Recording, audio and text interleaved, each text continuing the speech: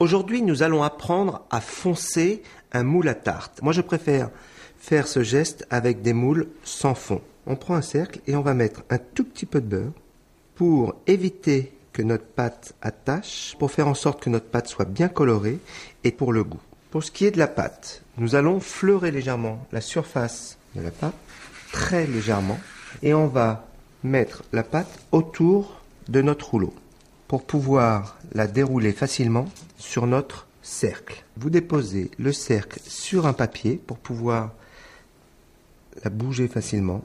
Et là, on déroule la pâte sur notre cercle.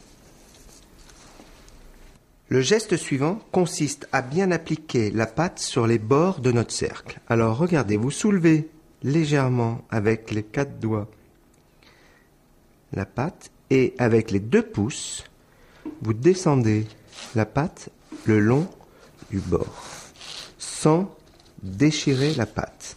On fait bien le tour de notre cercle. On va faire en sorte de pincer la pâte en dessous.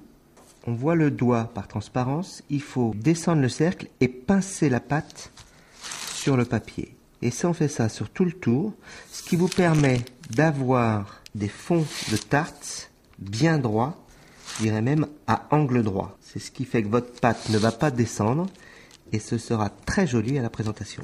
Évidemment, on fait en sorte de ne pas percer la pâte et il faut également éviter de faire des empreintes. C'est la raison pour laquelle il faut avoir un geste très délicat.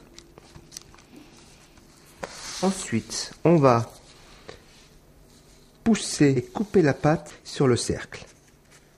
On fait en sorte d'avoir une épaisseur à peu près régulière pour que, toujours pareil, ce soit très joli à la présentation. Maintenant, on va prendre le rouleau à pâtisserie